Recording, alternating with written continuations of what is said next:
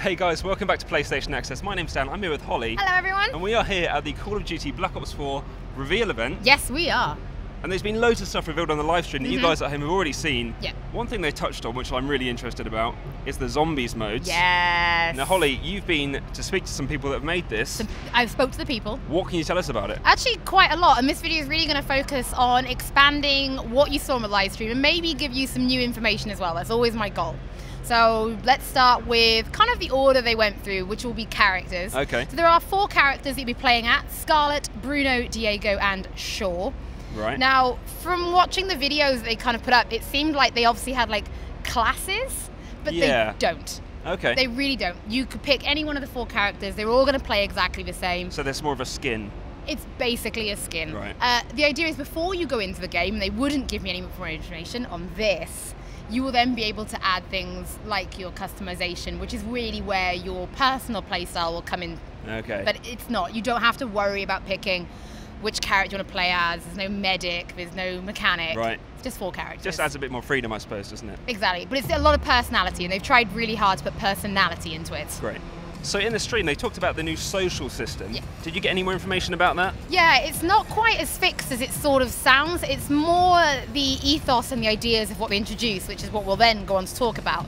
Really, it's about just making sure that when players are coming online, there's something different, there's something new every time that they're there. There's always a fresh experience, which is kind of what the community always wanted from zombies. Yeah, that's great. They've added that in. Exactly, and it's kind of what you need, and it goes lovely into things like the mutations.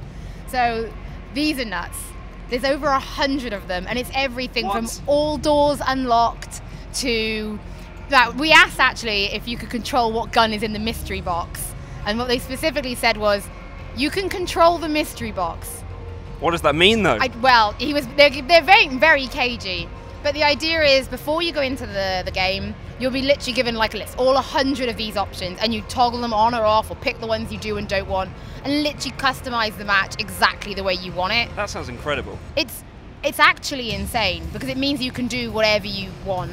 I did ask if there'd be a randomizer button. Okay. Because, you know, 100 options is a lot to read. That's a lot of reading, yeah. But they sort of ummed and ahed, they sort of thought it was a good idea at first, and they were like, actually, what you will get is difficulty spikes. Because obviously if it's random, you could just get all of the really atrocious ones and nothing like fun. I think you're always going to want a little bit of control, you know, just to tweak it to the way you want to play it. Exactly, and that's why there isn't a randomizer. But the combinations you could do, if you really think about 100 things and turning some on and some off. That's going to be insane. I'm really excited to see what people come up with as well with all these modifiers. Exactly, and hopefully there'll be a way to share them, but there's no information on that at the moment either. So also in the stream, they mentioned this authenticity stamp system. Yeah. I'm a little bit confused about that. What is it? You're not going to be happy because it's going to stop you cheating. Oh, come on now. That's all we've got. So basically, we've all got that one friend who says they've done this amazing thing. And I'm not that friend. That's not me. Prove it. And they're like, oh, well, you know, like the Elgato wasn't working and I couldn't. Yeah, this stops that. Basically, what they're building is a website where you'll be able to put in things like your PlayStation ID and be able to put in a special code, and that will generate like an image that says, yes, you completed this task. The thing you said you've done, it has been completed. So basically you can then share that for just epic bragging rights. That sounds great. And Dave, that means the end of your amazing CoD capture. I'm sorry. It does, and it also means they didn't have to implement tons and tons of scoreboards.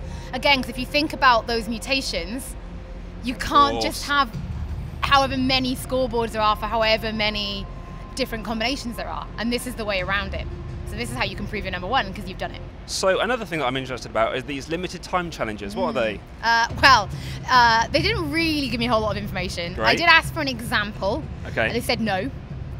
But what they did say is there would be incentives for taking part, and the incentives you would get would be things that would help your overall profile.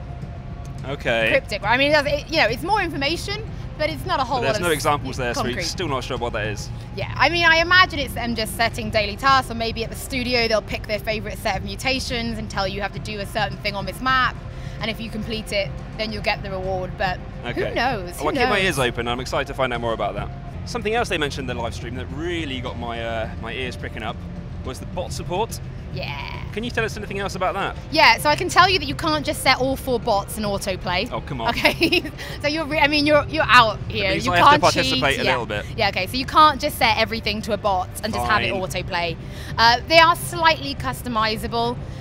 You'll get some options on what you can give them, but they'll have their loadouts and stuff. So it's not as in-depth if you're playing with 4 human characters, but there is some flexibility in how you use the bots as well. That's really nice for me, actually, because I have played zombies by myself in the past, and it's really hard. Yes. So to have 3 bots with you is going to be great. They sort of said that was a bit of a worry as well, is that by playing with just bots on your own, you actually wouldn't feel comfortable if you were new, and this will help. So tell us about the zombie rush mode that was also mentioned in the stream. Yeah, so that actually goes on from what you were saying about, zombies being really difficult by yourself. Zombie rush mode, it's not just for newcomers, although it is kind of aimed at them. It's like stripping the game back. It strips back a lot more of the complicated kind of mechanics of zombies in Blops 4 to just allow people to get to grips with it. You can give it to a friend who hasn't played before, and they can just get on in, start smashing some zombies up and having a good time. That sounds great. I guess they're also sort of bringing it back to how zombies used to be, like 10 years ago. It's more pick up and play, it's smoother, but they did say that a lot of the vets at the development team are really enjoying it because it's such a stripped back version. It plays and feels really different, even though it's still the same map, same characters. Sure, that's a really interesting system to add, actually. Yeah, and like I said, it's all about that balance of new players, but still making sure that the old hardcore players feel really welcome. So Holly, I find when I play zombies, I often get to a point where it just becomes too hard for me too quickly, and I always feel like I'm missing out on that last bit of the game because I'm not a good enough player. Have they done anything to help me with that? Yeah, easy mode. Thanks. No, they are reintroducing difficulty levels. Yes. There will be the 3 basics, which will be easy, intermediate, and advanced. But there will be a 4th, absolutely killer difficulty for those who are very experienced and want to try and really push themselves gameplay-wise. Much like myself, actually. Sure. But yeah, they are reintroducing those. Now, I did ask, what makes something more difficult? Because is it just that they have more health and you have less?